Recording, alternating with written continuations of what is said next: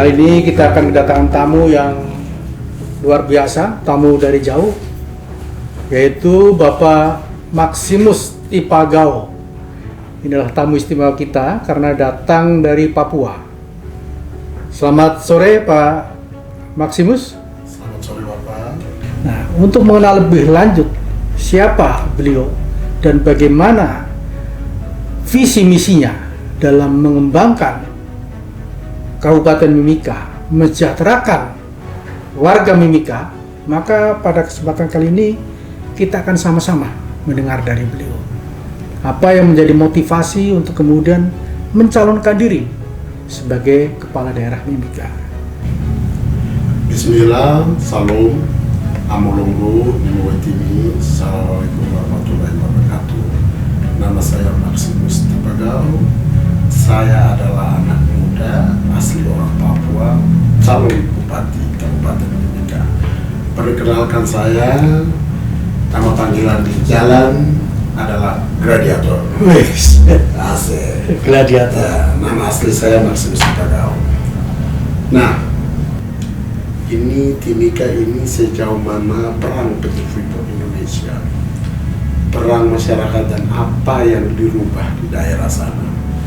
Saya ingin memberitahu kepada semua pemirsa di tanah air dan lebih khusus lagi di tanah Papua, di masyarakat Mimika. Kita orang tahu Timika itu begitu besar dananya. Saat ini kita memiliki dana 7 triliun 500. Kita juga memiliki sumber dana dari PT Freeport Indonesia. Nah, perusahaan Freeport ini perusahaan yang sangat luar biasa, perusahaan asing, perusahaan Amerika yang standar SOP-nya dan hukumnya hukum internasional yang menghargai lokal content, isu lingkungan, isu community. Nah, ini dan juga bukan hanya itu, dia juga menjalankan kewajiban dia kepada bangsa dan negara, menyetor pajak dan juga lain-lain yang saya nggak bisa sempat sebutkan. Nah, saya melihat ada mini komunikasi antara pemerintah daerah dan swasta. Saya berharap kalau Tuhan mengizinkan kita jadi bupati, saya ingin kita sinergi antara swasta, ya, antara swasta dan pemerintah daerah. Karena menurut saya mungkin pemerintah dengan biaya yang begitu besar jalan sendiri, perusahaan jalan sendiri, jadi sasaran kepada masyarakatnya tidak menentu secara baik. Contoh tentang pendidikan, contoh tentang kesehatan, contoh tentang perumahan masyarakat. Di dalamnya harus ada air bersih, ada energi listrik. Nah, kenapa ini menjadi masalah? Ini yang mungkin kurang koordinasi selama pemerintahan saat ini dan masa lalu. Saya punya misi yang besar, visi yang besar, bahwa swasta sangat penting bagi bangsa kita, apalagi Papua. Story perjalanan PT Freeport Indonesia itu bukan hal yang bukan 1 tahun. Ini 57 tahun di tanah Papua. Ini sejarah yang panjang. Nah, untuk itu justru menurut saya kita perlu kerjasama dengan Freeport sehingga energi yang dia kirim ke kabupaten dan dana transfer langsung dari pemerintah pusat ini betul-betul harus sasarannya kepada masyarakat setempat. Nah, saat ini tidak bisa terukur di mana keberhasilan tempat yang paling kaya ini tidak bisa terukur. Nah, disitulah membutuhkan pemimpin yang menurut saya sangat energi, muda, smart, dan punya visi. Nah, saya optimis diri saya punya memiliki potensi dan bisa menggunakan dana transfer daerah, dana pendapatan daerah dari Freeport. Ini bisa betul-betul kita salurkan bisa melihat tentang pendidikan, misalnya gratis, pendidikan gratis, kesehatan gratis, air minum itu bagian dari kehidupan yang harusnya gratis, energi listrik itu perlu, harus pemerintah harus bikin komitmen. Terus lebih dari itu, kita harus bangun klaster rumah. Klaster rumah ini penting. Kalau masyarakatnya tidak mendapatkan tempat air minum, ada sekolah, ada klinik, ada tempat jual beli UMKM, ekonominya. Kalau pemerintah nggak desain ini secara bagus, saya kira orang di luar itu akan mengkritik kepada pemerintah daerah kabupaten bahwa kok tempat kaya raya kok miskin. Nah, seperti terjadi hari ini. Nah, ini disebabkan karena pemimpinnya. Saya mendoakan ketika saya dan pasangan saya menjadi bupati dan wakil bupati Kabupaten Mimika, ini adalah misi utama. Misi utama saya adalah bukan Freeport, tapi visi misi saya adalah kepentingan bangsa dan negara, kepentingan Nusantara, kepentingan orang Papua, kepentingan mengamankan investasi. Karena investasi ini kita perlu jaminan keamanan di Papua. Kenapa Papua itu dibilang tidak bagus, orangnya mabuk-mabuk, pemalas. Tapi orang nggak lihat kelebihan Papua. Apa kelebihan Papua? Papua kaya raya. Nah, ini yang saya ingin mengajak kepada masyarakat, terutama anak milenial, anak muda, generasi ke depan. Biarlah masa lalu, tapi masa kali ini kita punya potensi besar, kita punya kekayaan besar, maka kita nggak biasa hianati kepada bangsa dan negara. Untuk itu, kepentingan bangsa dan negara nomor satu. Kedua, kepada kepentingan semua orang Nusantara, mau agama, budaya, kolaborasi kerja, sangat penting. Terus yang ketiga itu adalah kepentingan orang asli Papua, itu OAP, menjamin tentang undang-undang. Bila perlu, sumber keuangannya ini kita bisa kasih gaji kepada orang asli Papua supaya perantas kemiskinan. Gizi buruk itu kita bisa menjawab. Dari mana sumber uangnya? Ya dari Freeport ini.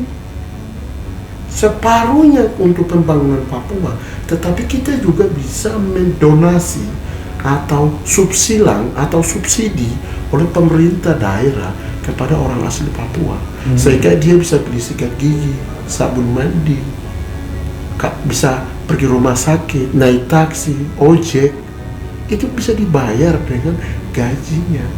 Misalnya di sana ada pendeta, ada ustaz, ada kepala suku, dia nggak punya pendapatan. Keluarga berlebih, misalnya 10 anak satu rumah. Nah, ini adalah hal-hal yang simpel, kecil, tapi ini adalah tanggung jawab pemerintah yang akannya rakyatnya sukses. Ada ukuran di mana keberhasilan dan suksesnya orang Papua. Dari mana sukses ini? Yaitu sumber dayanya dari Freeport dan pemerintah. Maka dibutuhkan pemimpin yang bijaksana yang bisa bikin legacy. Kita butuh orang-orang yang berani dan bisa bikin.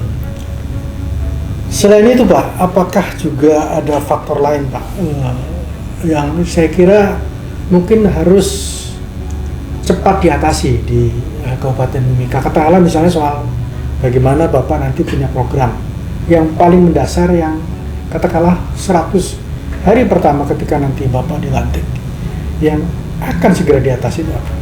Oke. Alhamdulillah, puji Tuhan, saya bupati.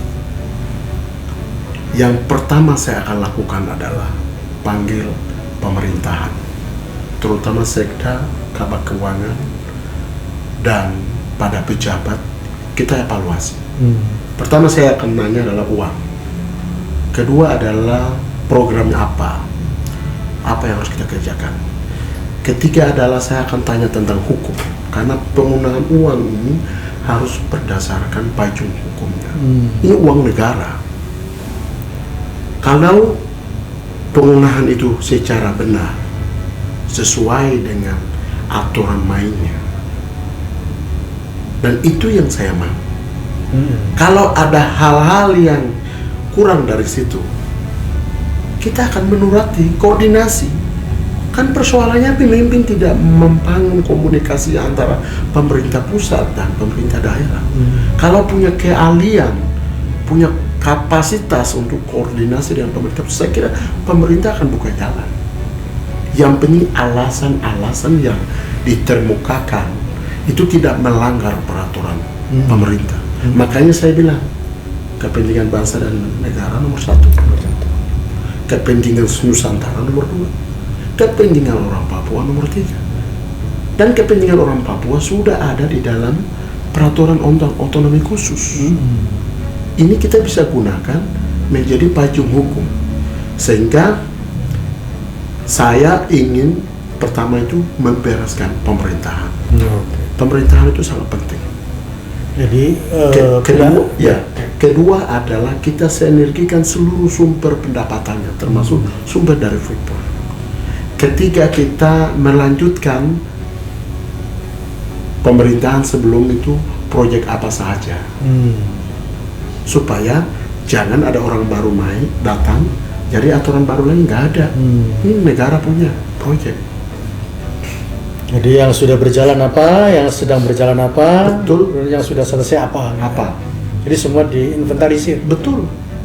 Yang ketiga, apa yang kita menjanjikan kepada masyarakat itu kita laksanakan 100 hari kerja itu apa prioritasnya. Saya akan buat zona 1, zona 2, zona 3 karena Timika kita memiliki 18 distrik dan jaraknya jauh semua.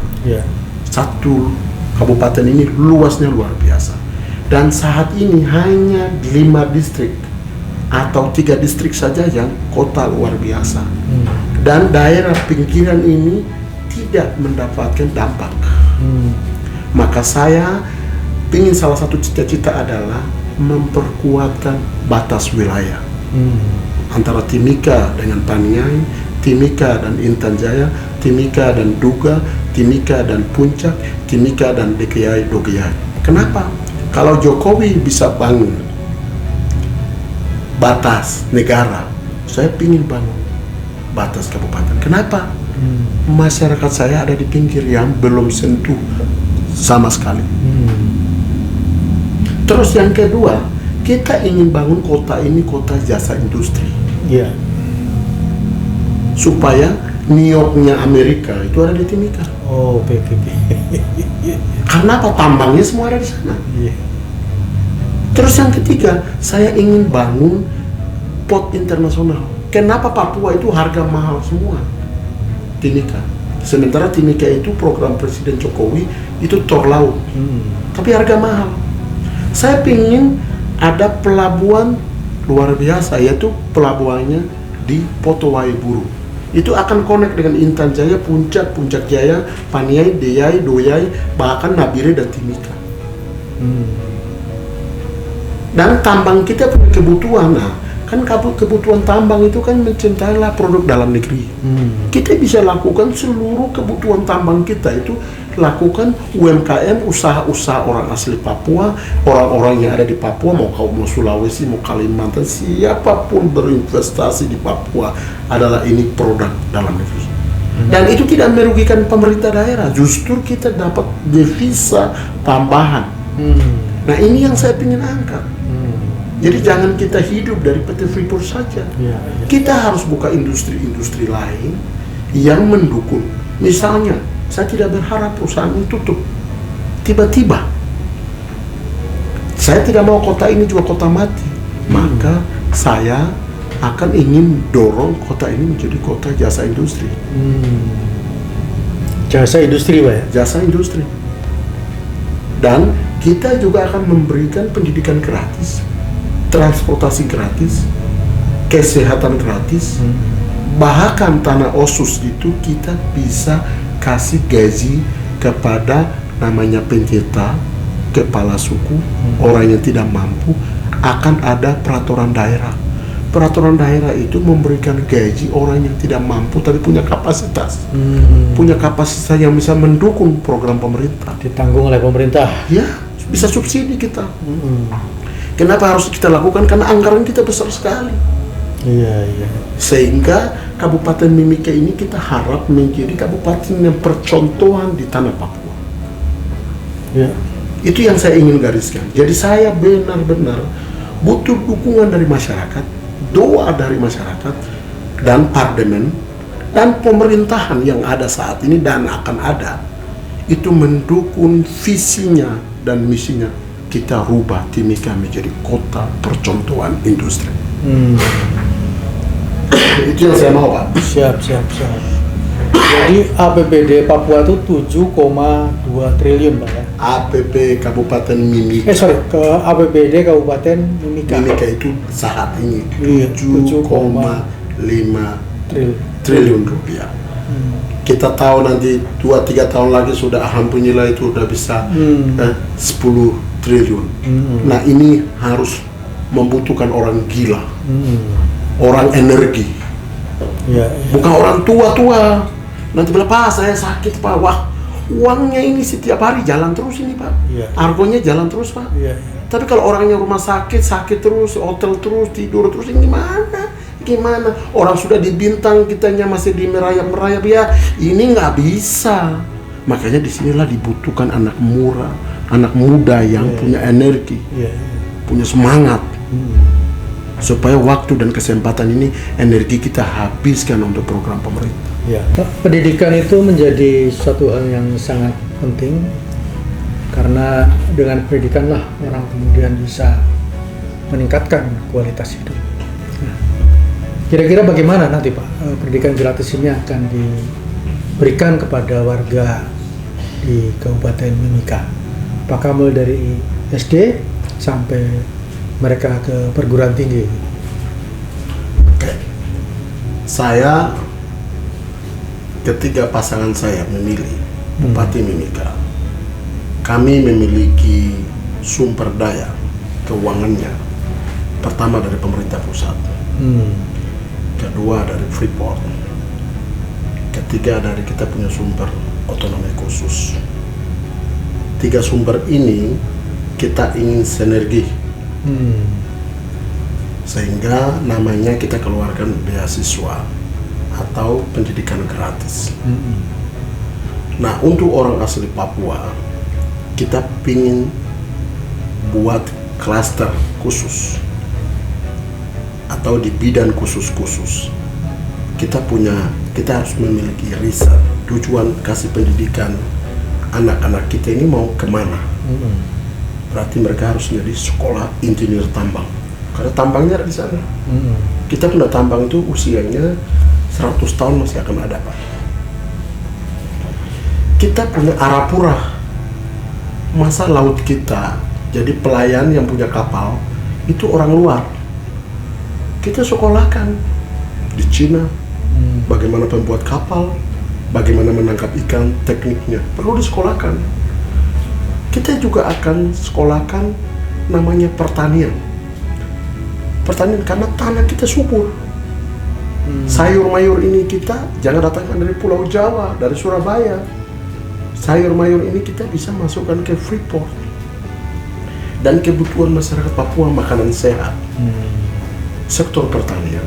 Kita juga perlu sekolah peternakan. Kenapa? Misalnya contoh hari Lebaran, butuh sapi. Sapi datangkan dari Pulau Jawa. Bahkan kemarin tidak ada sapi di sana.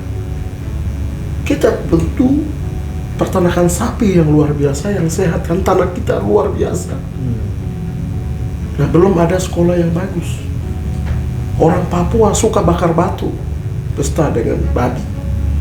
Bagaimana ini kemasan? Masa kalah sama Cina? Sama luar negeri, dia bisa potong daging yang benar, sehat, disuntik, rapi. Itu persoalannya edukasi. Kita sekolah itu sesuai dengan kebutuhan, sehingga kita 10.000 orang, 1.000 orang Papua, orang Timika, sekolahkan dengan biayanya terukur. Tapi hasilnya jelas, sehingga manusia kita dirubah karena indeks kemiskinan dan sadar mengertinya. Kalau hanya biaya-biaya tanpa terukur, dari mana kita bisa ukur? Iya, iya. Ini nggak bisa. Jadi berapa yang kita kasih gratis, kasih beasiswa, itu terukur. Hasilnya ya, Pak? Hasilnya terukur. Iya, iya. Berapa orang Amumi, berapa orang Kamoro, berapa orang Papua, berapa orang yang lahir di Papua yang kita kasih pendidikan, itu harus pertanggungjawabkan kepada negara dan publik. Ya. Sehingga mereka sekolah pintar, mereka bangun mimika yang menjadi lebih baik. Itu alasan saya harus gratis. Itu yang pertama. Yang kedua, bukan fisik bangunan, bukan biaya sekolah saja, tapi gizinya kita perlu perhatikan. Gizi di sekolah. Ini program pemerintah pusat. Kita konekin. Kalau anak itu gizinya di sekolah, makan siang gratis, dia isi perutnya, pasti dia pintar. Yang ketiga, di sana itu ada masjid, ada gereja. Kita kerjasama dengan gereja dan masjid atau organisasi apapun untuk memperkuatkan di rumah-rumah itu sekolah rumah, sekolah ibadah. Karena itu akan kokoh ketika dia masuk akademisi, SMP, SMA. Itu akan dia leadership-nya udah dibentuk, jiwanya udah bentuk. Kalau langsung sekolah belum tentu. Yang berikutnya, kita perlu juga evaluasi asrama. Bukan asrama khusus, tapi asrama Nusantara. Asrama Nusantara ini supaya dia punya teman, ada orang Jawa, ada Bugis, ada Makassar, ada orang apa saja. Mereka bisa kolaborasi. Sehingga ada apa-apa, ada sesuatu pekerjaan yang mau kerjakan, bukan satu suku yang kerja. Nusantara mereka kerja sehingga hasilnya maksimal. Nah, inilah namanya pendidikan. Nah, pendidikan ini kita butuh. Terus yang terakhir, kita juga harus koordinasi dengan pemerintah pusat, yaitu Kementerian Pendidikan. Program dalam negeri apa, luar negeri apa, sehingga anak-anak kita ini bisa kolaborasi, bisa mendapatkan beasiswa, tapi tidak dibiarkan di tingkat luar negeri. Betul-betul diawasi, sekolah-sekolah langka kita kasih beasiswa, tapi mereka bisa bikin pernyataan, bisa komitmen bahwa mereka dibiayai oleh negara, pulang akan bangun Papua. Nah, ini yang saya ingin laksanakan dan ingin menjalankan sistem pemerintahan saya di pendidikan.